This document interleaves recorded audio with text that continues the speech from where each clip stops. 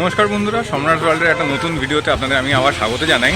তো এটা কিন্তু পুজো প্রস্তুতির দ্বিতীয় ভিডিও, কারণ প্রথমে আমি গেছিলাম প্রশান্ত পালের স্টুডিও, যেটা বৈষ্ণবঘাটায়। আর প্রেজেন্টলি আমি যেখানে আছি সেটা হচ্ছে বোসপুকুর শীতলা মন্দিরের কাছেই সৌম্যজিৎ ব্যানার্জি স্টুডিও। কিন্তু সেখানে কিন্তু খুব বেশ ভালো ভালো ঠাকুর তৈরি হয়। তো চলুন দেখে নিই কতদূর কাজ এগিয়েছে সম্পূর্ণটা এই ভিডিওর মধ্যে।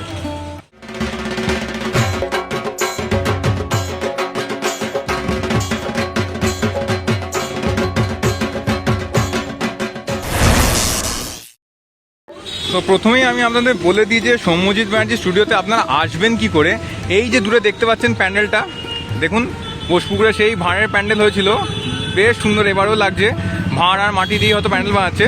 তো এই বোসপুকুর শীতলা মন্দির যে ক্লাবটি আছে, তার ক্লাবের ঠিক উল্টো দিকে এই ডান দিকে দেখতে পাবেন একটা কিন্তু পেট্রোল পাম্প। আর পেট্রোল পাম্প থেকে ওই রাস্তা ধরেই একটুখানি এগোলেই কিন্তু তার পাশে লাগোয়া একটি গলি আছে, যেটা দিয়ে একটুখানি ঢুকে তারপর আবার রাইটটা নিলেই কিন্তু সৌম্যজিৎ স্টুডিও। চলুন আমি এগিয়ে যাই স্টুডিওর দিকে।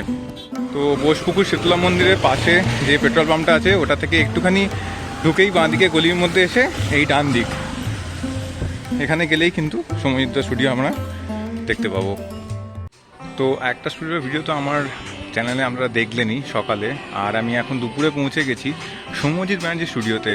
আগের স্টুডিওতে যেমন আমরা দেখলাম যে অনেক ওখানে চালচিত্র থেকে শুরু করে সব কিছু মাটির কাজ থাকে, কিন্তু এখানে দেখুন ম্যাক্সিমাম ঠাকুর কিন্তু সাবেকি।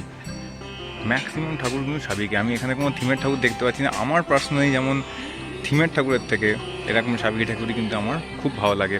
আমি একটা ঠাকুরে আমি সবকটা ভঙ্গিমা দেখাচ্ছি। দেখুন মা দুর্গা, মুখটা ঢাকা দেওয়া আছে, কারণ এখানে একটু ধুলো ময়লা তো পড়ে যায়, অনেক দিনের ব্যাপার। এইটি একটা, এখানে আর একটা অসুখে দেখতে পাচ্ছি আর এক রকম ভঙ্গিমায়। এই পরের ঠাকুরটা দেখবেন,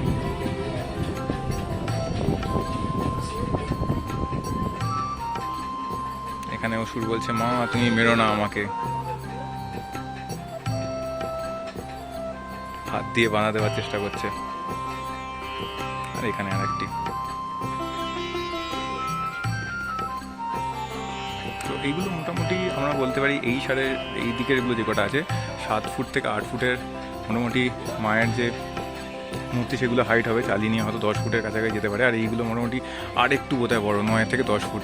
চলুন আপনাদের দেখিয়ে নিয়ে আসি এখানে সব থেকে যে বড় দুর্গা ঠাকুরটা, সেইটাকে। এবার এইখানটা তাদের যে মুখমণ্ডল যে ছাঁচ হয়, সেটা কিন্তু এই জায়গাটাতে রাখা আছে।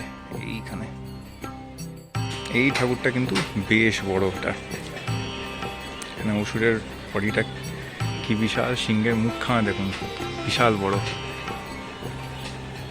আর এই হচ্ছে মা দুর্গা। ওখানে একজন আর্টিস্ট কিন্তু সে যে রং তুলির কাজগুলো হয় সেটা কিন্তু করছে, সেটা আমি আপনাদের একটু দেখাবো।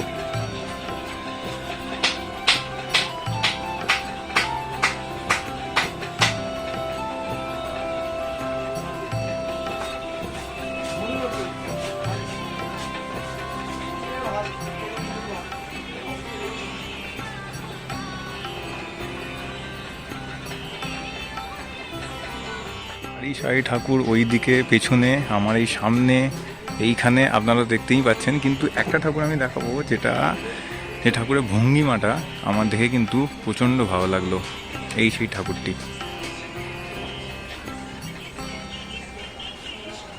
মা দুর্গা কীভাবে অসুরকে বধ করছে সেটা একটু দেখুন।